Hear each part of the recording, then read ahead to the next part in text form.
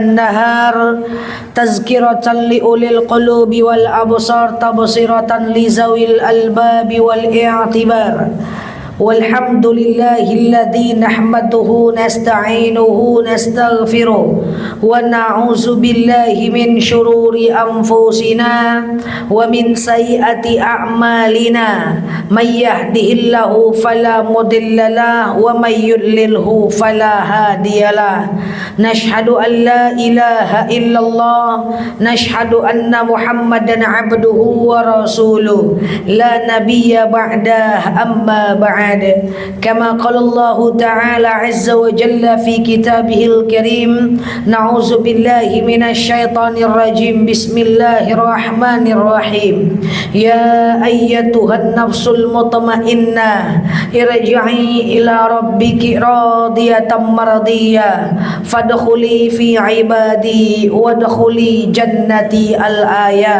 وكما قال نبينا محمد بن عبد الله من سلك طريقا يلتمس فيه علما سهل الله به طريقا إلى الجنة الحديث صدق الله العظيم.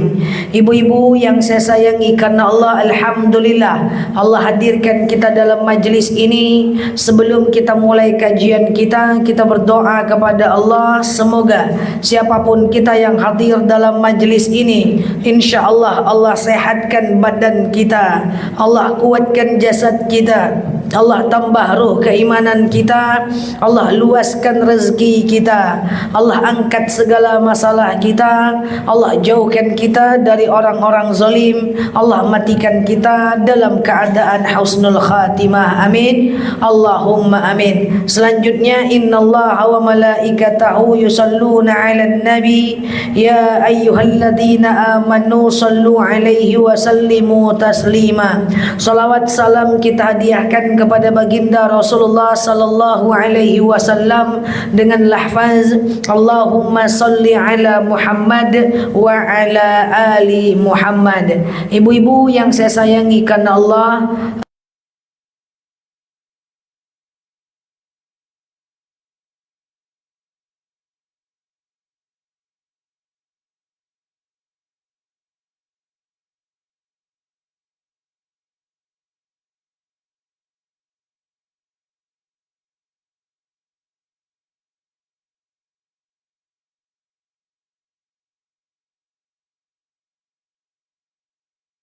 baik ibu-ibu yang saya sayangi karena Allah, hari ini kita akan membahas hal yang belum kita bahas dalam majelis ini, yaitu kita amal apa saja yang sangat disunnahkan jika kita lakukan di hari Jumat, ya.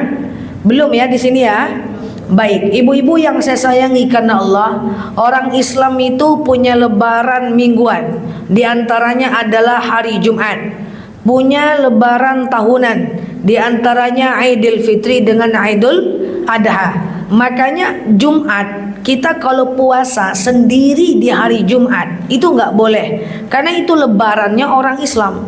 Sama dengan Idul Fitri, Idul Adha, itu juga tidak disunahkan berpuasa, diharamkan berpuasa karena hari lebarannya orang Islam. Kan ada beberapa jadwal haram puasa. 1.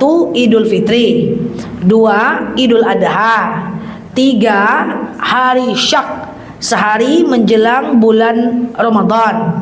Ya, hari ini Ramadan, kemarin haram puasa. Kemudian hari Tasyrik, haram puasa. Kenapa haram? Karena hari Tasyrik itu adalah hari makan-makannya orang Islam. Ya kan, hari kedua, ketiga dan keempat saat hari raya Idul Adha, ya kan? Saya cepat betul? Enggak kan? Kemudian selanjutnya haram berpuasa Jumat sendiri dan Sabtu sendiri. Kalau mau puasa Jumat gandeng Kamis, kalau mau puasa Sabtu gandeng Jumat. Nah, kecuali puasa ganti, puasa nazar dan puasa Daud, itu boleh dia sendiri di hari Jumat. Ya kan? Nah, itulah keutamaan orang puasa Daud, dia boleh menyendirikan puasa sunnah, tidak sama dengan orang-orang lain, ya. Nah, ibu-ibu, karena hari Jumat ini adalah hari yang luar biasa, seluruhnya dilipat gandakan. Amal-amal kita dilipat gandakan. Maka kita harus belajar sebentar tentang amal apa saja yang bisa kita maksimalkan di hari Jumat. Ibu-ibu yang saya sayangi karena Allah, yang pertama kita mulai aja ya. Amalan yang mesti dan disunahkan kita lakukan di hari Jumat adalah basuh kepala, atau bahasa sederhananya mandi keramas. Jadi kalau ibu mandi keramasnya di hari Jumat itu dapat pahala sunnah. Kalau keramas di hari biasa tak dapat pahala sunnah. Kalau keramasnya di hari Jumat dapat pahala sunnah. Jadi kalau Bu Dina mau keramas sekali seminggu Jumat aja Bu, dapat pahala sunnah Bu, ya kan? Nah, disunahkan kapan? Kalau laki-laki disunahkan sebelum sholat Jumat, sementara perempuan sangat disunahkan sebelum fajar. Artinya sebelum azan subuh bangun, kita keramas, mandi di hari Jumat, basuh ubun-ubunnya sampai basah bagian bawah, basuh bagian kanan, basah bagian bawah, basuh bagian kiri, basah bagian bawah. Jadi hari Jumat perbanyak untuk bersih-bersih, diantaranya adalah mandi keramas di hari Jumat. Lanjut, yang kedua, sangat disunahkan di hari Jumat untuk cukur bulu-bulu. Bulu apa? Semua bulu, terserah. Asal jangan cukur alis pula. Jumat nih Ustazah, cukur alis dulu. Cukur alis nggak boleh, haram. Cukur bulu-bulu lah, bulu ketiak, bulu-bulu yang lain. Kalau ada bulu hidung keluar-keluar, cukur. Bilang sama suami-suami, cukur kumis, ya kan? Cukurlah bulu-bulu di hari Jumat. Itu sunnah. Ya, itu sama dengan kayak gini ya, ibu-ibu ya. Kalau kita lapar, saya makan nasi tak dapat pahala. Kalau kita lapar, kita makan kurma dapat pahala sunnah.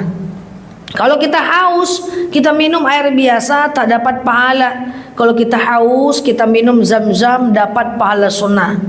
Kalau kita sakit, kita minum obat biasa, itu biasa aja.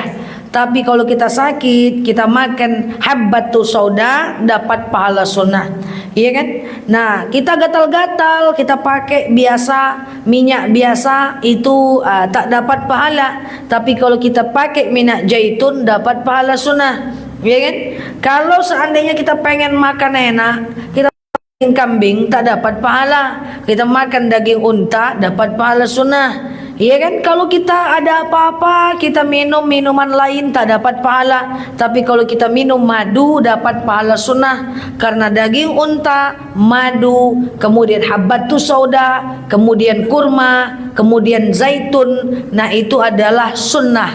Maka usahakan kita suka nih dengan yang sunnah. Suka sunnah ini, suka kurma, suka zaitun, suka habbatus sauda, mesti suka. Ya, walaupun tak enak menurut sebagian kita. Saya sering bilang, saya itu belajar menyuka-nyukakan minyak zaitun itu lama. Tidak mungkin kita nggak suka. Dia sunnah, ya diminum, ya dipakai oleh Rasulullah. Sunnah. Kita mau, kita nggak dapat sunnah, kan kita pengen mirip-mirip dengan Rasul. Apa yang dimakan Rasul kita makan, apa yang diminum Rasul kita minum. Iya kan? Nah, jadi seperti itu. Tapi kalau makan daging unta itu wuduknya batal ya. Jadi ambil wuduk lagi kalau ibu makan daging unta. Nah, kita lanjut ke Jumat. Lah lari lo ke unta, tak kama-kama larinya ya. Nah, oke. Nah, jadi di hari Jumat kita dianjurkan untuk keramas. Yang kedua, di hari Jumat kita dianjurkan untuk cukur-cukur. Yang ketiga, di hari Jumat kita dianjurkan untuk potong kuku. Jadi kalau hari Kamis atau hari Rabu kuku ibu udah panjang, ibu boleh menunda memotongnya di hari Jumat, karena potong kuku di hari Jumat itu dapat pahala sunnah. Maka kita ini kan sering saya sampaikan, usahakan kita ini lakukan amalan yang setiap geraknya kita itu kita dapat pahala. Nah, di antaranya tadi yang saya sampaikan, ya. Oke. Potong kuku. Potong kuku sunnahnya dari mana? Kalau tangan mulai dari kelingking kanan sampai ya kan, dari kelingking kanan sampai sini, lanjut jempol sampai kelingking kiri. Ya kan? Nah, itu disunahkan potong kuku. Jangan kuku panjang-panjang. Tak boleh, makruh ya. Jadi kita bersih-bersih lah ya kan. Oke, dah nomor berapa lagi? Nomor 4. Di hari Jumat kita dianjurkan untuk bersih-bersih. Kita ngepel, kita nyapu, iya kan?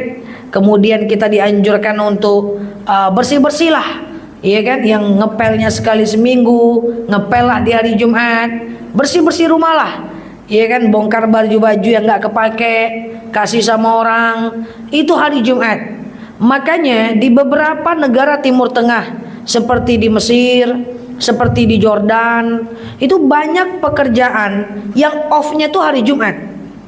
Jadi hari libur tuh hari Jumat dan Sabtu. Jumat menghargai orang Muslim, Sabtu menghargai orang-orang non-Muslim. Jumat, Sabtu banyak libur. Ya, Jumat, Sabtu libur mingguannya. Makanya dulu di pesantren saya libur itu Jumat. Jumat itu waktu pendek untuk dan waktu panjang untuk mengumpulkan pahala. Cuman belakangan sudah menyesuaikan dengan peraturan kementerian, maka kami akhirnya liburnya di hari Minggu. Padahal idealnya libur tuh di hari Jumat kalau orang Islam, karena memperbanyak ibadah di hari Jumat. Libur kerja itu Jumat bagusnya, ya kan? Karena Jumat juga waktu kerja pendek. Cuman kan kita negara demokrasi kan, maka masih mengambil hari Minggu sebagai jadwal liburan kita. Oke? Kemudian ibu-ibu yang dimuliakan Allah, di hari Jumat kita dianjurkan ziarah kubur. Nah, ya kan? Ziarah kubur. Ziarah kubur hari apa aja boleh. Boleh, nggak ada masalah. Cuman kalau mau ziarah kubur, lebih besar pahalanya adalah di hari Jumat ya. Hari Jumat kita dianjurkan untuk berziarah. Nah, ibu-ibu yang saya sayangi karena Allah, ziarah di hari Jumat itu bagaimana tutorialnya? Ya, jadi tutorial ziarah itu kita semua udah tahu ya. Yang pertama, kita disunahkan untuk mengambil wudhu dulu, ya kan? Jadi mengambil wudhu. Nah, sunnah wudhu saat ziarah. Jadi wudhu itu kan ada dua hukum. Pertama, wudhu itu bisa jadi wajib. Kedua, wudhu itu bisa jadi sunnah. Wudhu itu dia jadi wajib kalau mau sholat dan kalau mau tawaf. Tawaf wajib wudhu. Sementara wudhu itu sunnah kalau mau majelis taklim, mau ziarah, mau tidur, mau belajar, mau zikir, mau sholawat, itu wudhu sunnah. Jadi kalau ada yang nanya, Ustazah, saya zikir dan sholawat nggak wudhu, cemana? Nggak apa-apa, sunnah aja, nggak wajib. Ustazah, saya mau berdoa, saya berwudhu, nggak berwudhu gimana? Nggak apa-apa, nggak apa-apa. Ya, karena wudhu saat berdoa itu sunnah, tidak wajib.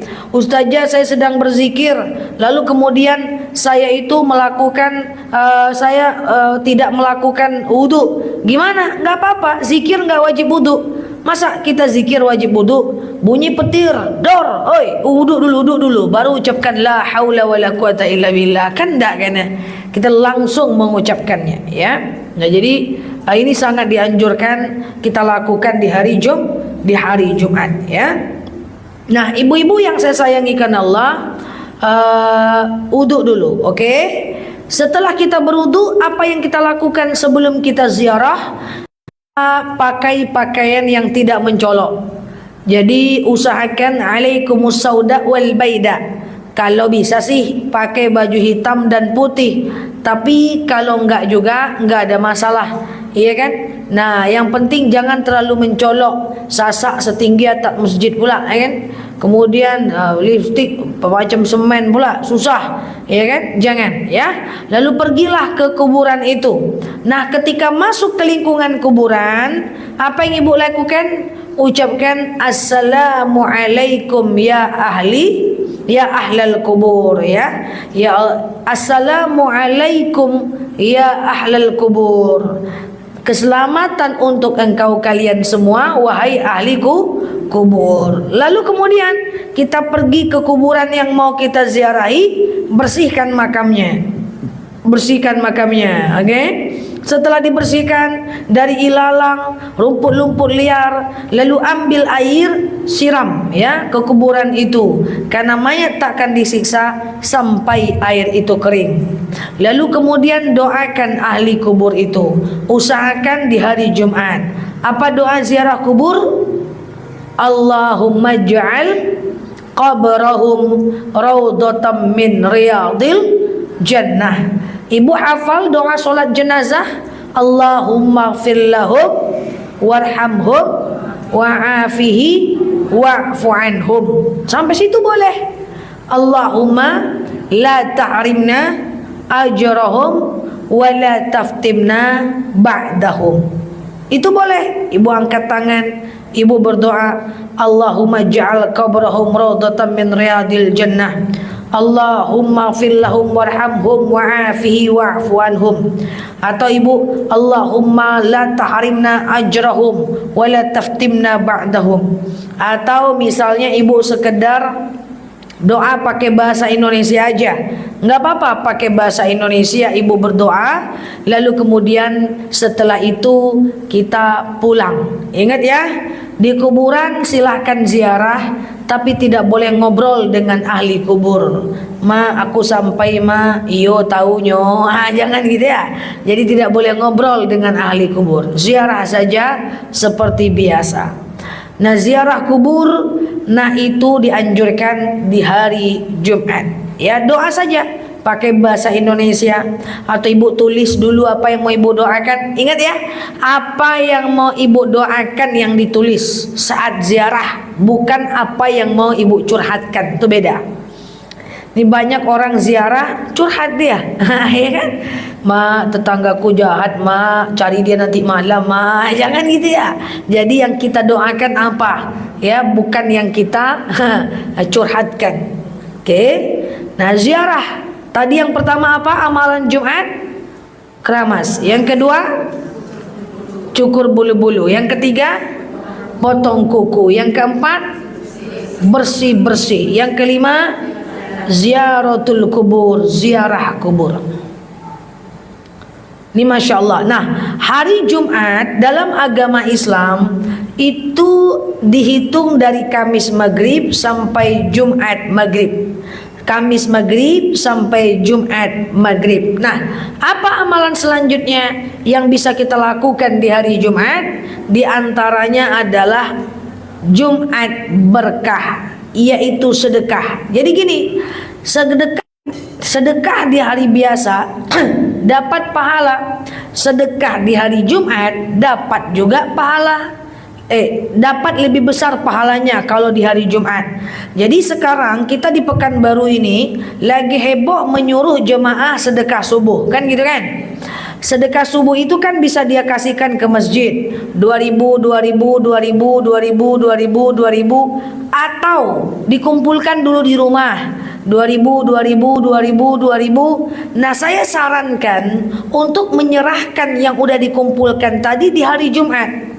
Jadi kita udah kumpulkan sedekah kita di rumah, kemudian kita serahkan di hari Jumat kepada fakir, kepada miskin. Hanya saja kalau sedekah itu dia unik. Sedekah itu boleh untuk apapun. Ngasih makanan kucing, ya, ngasih orang tua, ngasih anak, traktir makan kawan, iya kan, bantu lunaskan hutang orang, atau sekedar masak lebih sedikit kasih tetangga, atau sekedar masak sayur lebih sedikit kasih tetangga, atau misalnya kita beli nasi bungkus, beli 2, satunya kasih orang di jalan, atau sedekah subuh itu kita ganti dengan nasi bungkus serahkan di hari Jumat. Jadi kita dapat double pahala.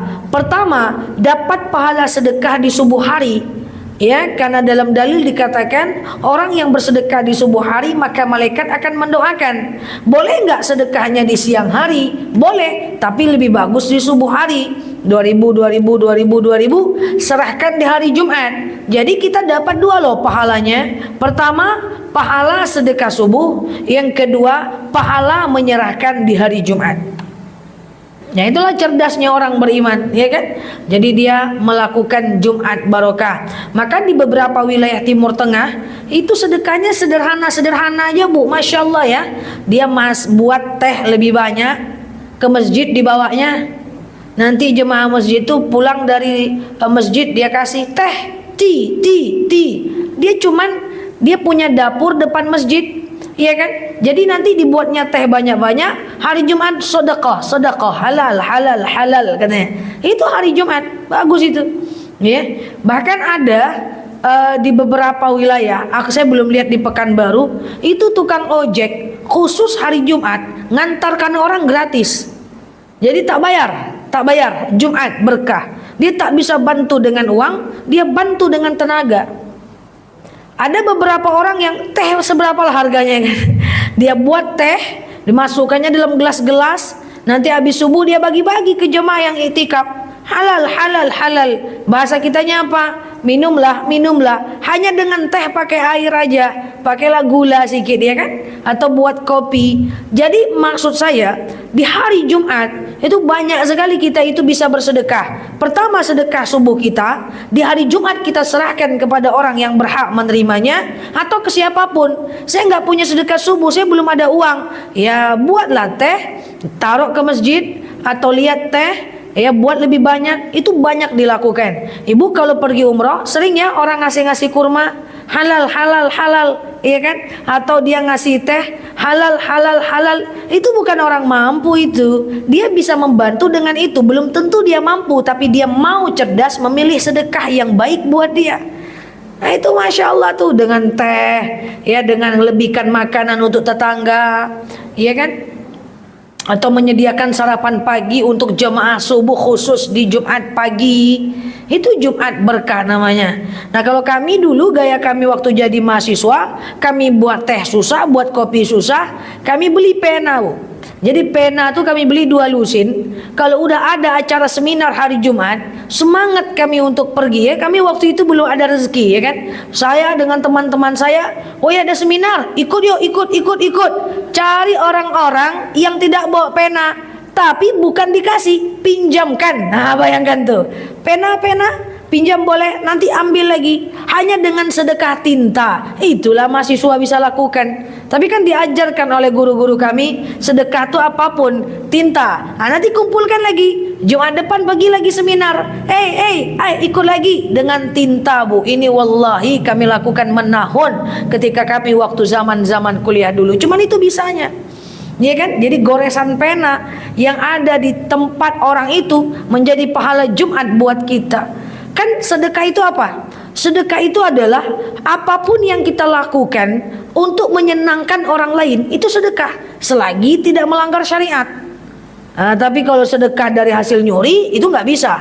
Bangun masjid dari hasil nyuri itu nggak bisa selagi tidak melanggar syariat. Senyum itu sedekah selagi tak melanggar syariat. Maksudnya gimana? Jangan bapak-bapak senyum ke anak gadis orang, hasil senyum terus ya, marah istrinya atau melanggar syariat. Ada yang nanya, Ustazah, suami saya senyum aja, katanya senyum itu ibadah, duduk di mana hasil senyum aja dengan perempuan. Nah itu melanggar syariat. Sedekah itu apapun yang menyenangkan hati orang selagi tidak melanggar syariat. Jadi hati-hati, banyak pertanyaan masuk, Ustazah, saya punya istri, saya sedekah ke anak gadis orang, tapi tak saya nikahkan, kan sedekah, tapi caranya melanggar syariat. Lebih baik tepatlah sedekahnya di tempat yang tepat, di waktu yang tepat. Kadang-kadang niat baik, caranya salah, ya kan? Nah, seperti itu. Apapun tanpa melanggar syariat. Senyum sedekah. Ya, ketemu laki-laki, ketemu perempuan sedekah terus salah ya. Jadi karena itu melanggar syariat. Nah, jadi Jumat berkah kayak gitu caranya, ya kan? Atau misalnya di hari Jumat ada orang main voli di lapangan, ibu buat es teh, taruh di situ, maka itu sedekah, berkah di hari Jumat. Apalagi hasil sedekah subuhnya yang kita serahkan di hari Jumat. Masya Allah, Masya Allah. Paham ya? Nomor berapa lagi kali ini? Nomor 6. Amalan yang sangat dianjurkan di hari Jumat adalah memperbanyak membaca Al-Kahfi.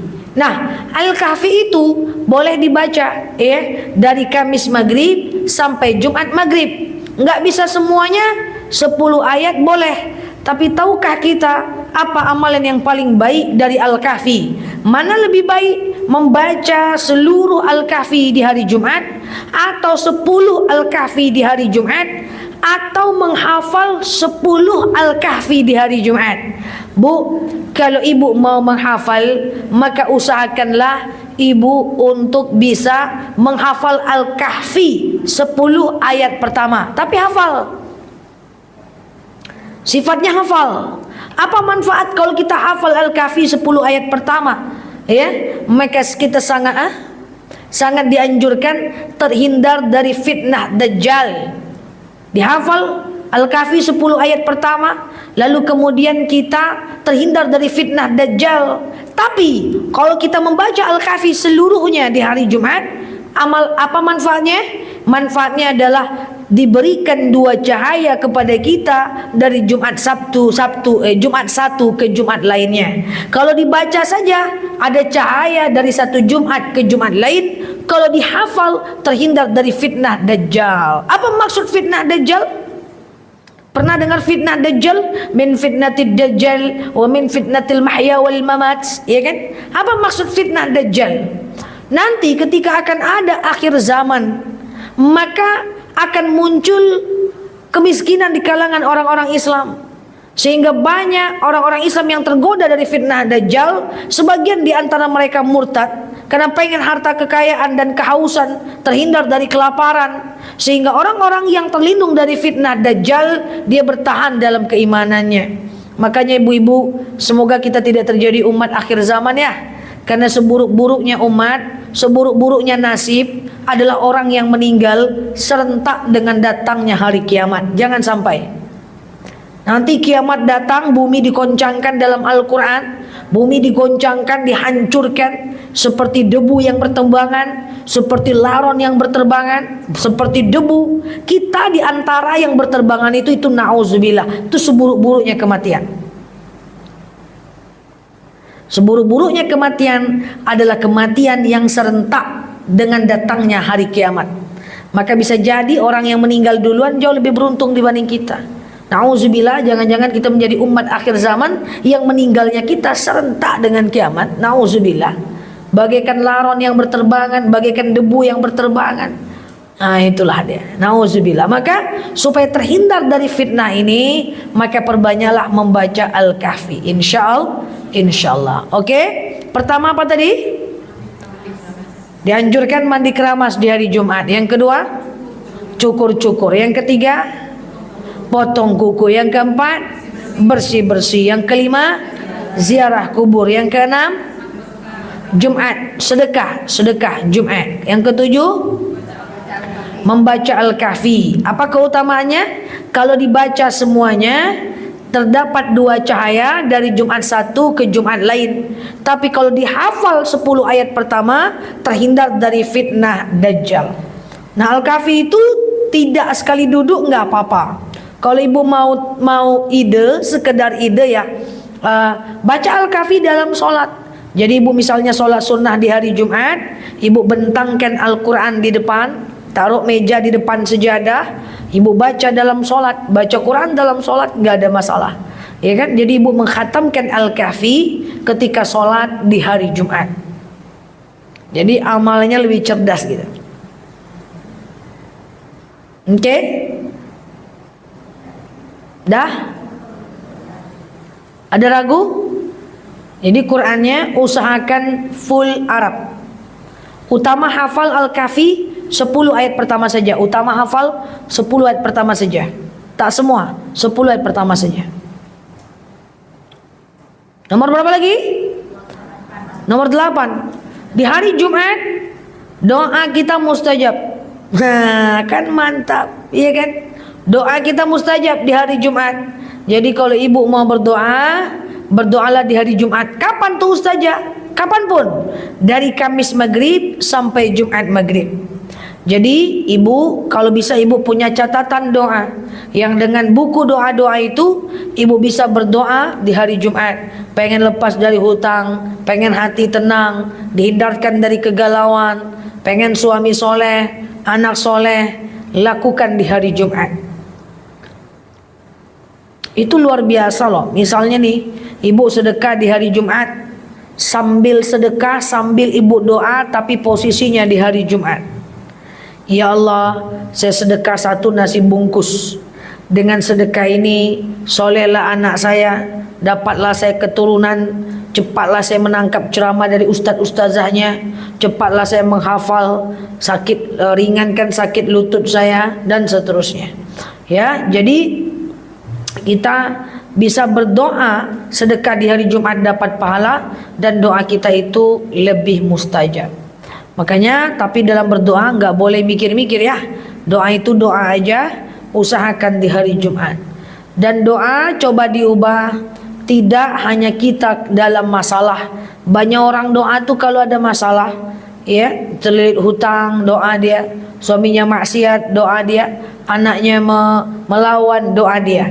Doa itu kalau bisa besar, dan kalau bisa doa itu adalah berada di masa sekarang dan di masa yang akan datang. Nah ini di hari Jumat kita berdoa, habis sholat juga nggak masalah. Oke, selanjutnya lagi adalah perbanyak membaca surah Al-Muluk, iya kan? Al-Muluk diusahakan sebelum tidur, tapi kapanpun bisa aja sih. Cuman kalau bisa diusahakan sebelum tidur di Kamis malam Jumat. Apa fungsi atau manfaat baca Al-Muluk? Oke, terhindar dari siksa kubur ya, dan dilapangkan kubur. Nah, ustazah, yang mana nih mau dibaca sebenarnya? Al-Muluk atau Al-Kahfi? Ya, terserah. Hari ini Al-Muluk, besok Al-Kahfi, Jumat depan. Hari ini Al-Muluk, besok Jumat depan Al-Kahfi. Atau Al-Kahfi 10 ayat aja, nanti Al-Muluk besoknya. Kan waktunya panjang. Cuman disarankan Al-Muluk itu mau tidur. Boleh nggak habis maghrib? Ya boleh aja, nggak ada masalah. It's okay, nggak ada masalah. Jadi fadilahnya itu berbeda-beda. Kalau Al-Kahfi dibaca seluruhnya, ada 2 cahaya dari Jumat ke Jumat. Dihafal 10 ayat saja, diindungi dari fitnah Dajjal. Kalau Al-Muluk supaya terhindar dari azab kubur. Azab kubur nyata, azab kubur ada, ya, azab kubur ada. Tapi ketika kita diazab, itu yang menjawab. Setiap kita tak dapat jawab pertanyaan malaikat, kita akan disiksa di kubur. 7 langkah orang pergi, kita disiksa di kuburan, ya. Jadi yang menjawab itu bukan kecerdasan, tapi amal kita. Man rabbuka? Siapa Tuhanmu? Sepintar apapun kita nggak akan sanggup kita mengatakan Allah, tak bisa. Karena azab kubur yang menjawab adalah amal kita. Amal kita yang akan menjawabnya. Makanya hidup ini banyak-banyakkan amal, banyak-banyakkan amal, banyak-banyakkan amal. Apa tujuannya? Supaya nanti sewaktu di kuburan Allah mudahkan proses hisab kita. Insyaallah.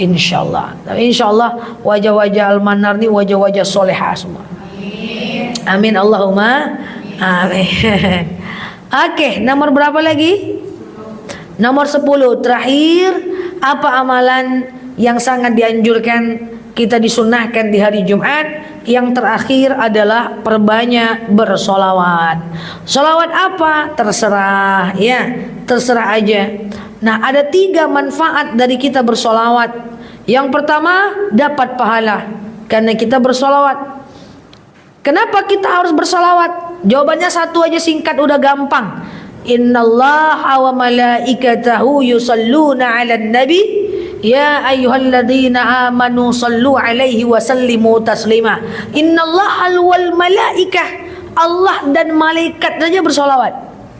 Masa manusia saja tak bersolawat kepada baginda Nabi? Allah pencipta bersolawat kepada baginda Nabi. Wal malaikah, malaikat tidak akan masuk neraka. Malaikat itu semua masuk surga karena malaikat tidak berdosa.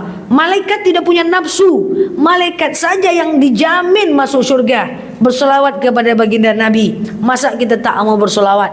Maka apa manfaat solawat? Satu, kita dapat pahala sunnah. Yang kedua, dengan bersolawat kita mendapatkan syafaat di yaumil akhir. Apa itu syafaat? Syafaat pertolongan. Pertolongan dari apa? Nanti di akhirat kita ini perlu ditolong. Nanti di akhirat kita akan dihisap, dihakimi, dihukum. Orang-orang yang kita sakiti kita akan cari dia. Orang-orang yang kita gosipkan kita akan cari dia. Orang-orang yang kita jahati kita akan cari dia. Dan mencarinya itu matahari sejengkal di atas kepala. Kita tak mampu mencarinya. Tapi ada bantuan syafaat yang membuat kita gampang mencarinya. Mencari bendera Rasulullah susah, tapi kalau Rasulullah memberikan syafaat pertolongan, kita akan gampang mencarinya. Pertama, dapat pahala. Kedua, dapat syafaat. Yang ketiga, dengan bersolawat kita bisa berwasilah. Ya Allah, saya solawat. Dengan solawat ni sembuhlah kaki saya. Ya Allah, saya solawat. Dengan solawat ni cerdaslah otak saya. Ya Allah, saya solawat. Dengan solawat ini lapanglah kuburan mak saya. Nah, itulah, perbanyak solawat. Coba ibu sebagai penutup, ibu arrange aja kapan ibu harus keramas, kapan, jam berapa harus potong kuku, jam berapa harus bersih-bersih rumah, jam berapa harus ziarah, jam berapa harus baca Al-Kahfi, jam berapa harus baca Al-Muluk, jam berapa harus keluar dan bersedekah, jam berapa. Coba di arrange aja. Itu aktivitas, usahakan kerjakan di hari Jumat. Insyaallah misalnya Jumat ini 5 aja dulu. Sadonyo ke di kerajaan yuk paniang wae kan. Nah, di arrange kapan saya harus zikir di hari Jumat, jam berapa saya harus sedekah keluar rumah, jam berapa saya harus transfer untuk sedekah di hari Jumat, jam berapa saya harus mandi, jam berapa harus bersih-bersih rumah, jam berapa saya harus potong kuku. Jelas, buat datanya, tempel di lemari, kerjakan untuk merebut pahala. Insyaallah. Demikian dari saya, semoga bermanfaat buat kita semuanya.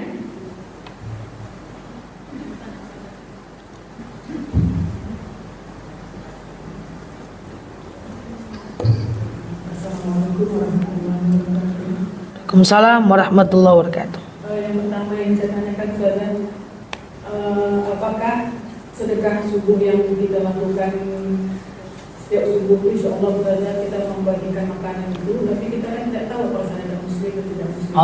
Nah, bagaimana itu perlu saja. Yang kedua, sedekah yang kita kumpulkan setiap subuh itu, yang kita berikan di rumah itu, boleh pada keluarga kita, orang tua kita. Terus satu lagi Ustazah, masalah akhlak ini pernah saya dengarkan sebaik-baik kita membaca setelah asar menjelang maghrib. Satu lagi Ustazah, keutamaan ziarah kubur. Kalau tak salah saya pernah dengar Ustazah di YouTube bersama saya bilang Ustazah ziarah kubur. Terima kasih Ustazah. Yang terakhir apa? Keutamaan. Oh ya.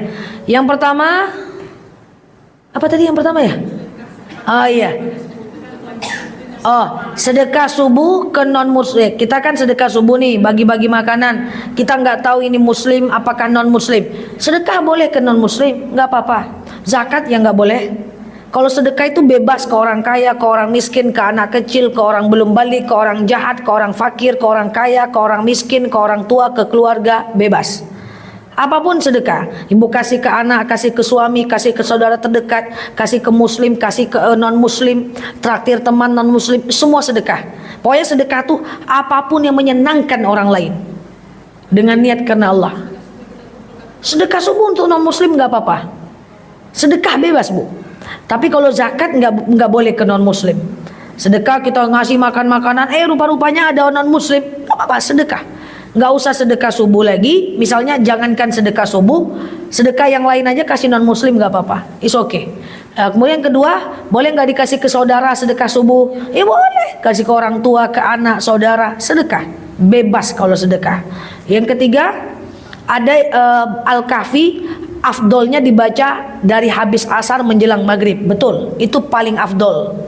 Ya, tapi bisa di-arrange kalau kepanjangan, terduduk betul nggak sempat, dia masih bisa dilakukan sampai Jumat maghrib. Oke? Kemudian yang keempat, manfaat ziarah kubur. Manfaat ziarah kubur untuk orang yang meninggal, untuk kita. Manfaat ziarah kubur untuk kita, pertama mengingat kematian. Yang kedua adalah dapat pahala sunnah. Ya, ziarah kubur itu bagus. Tapi ada yang mengatakan bahwa orang yang ziarah tak boleh perempuan. Nah, itu dulu memang perempuan tak boleh ziarah. Tapi setelah itu Rasulullah pernah bersabda,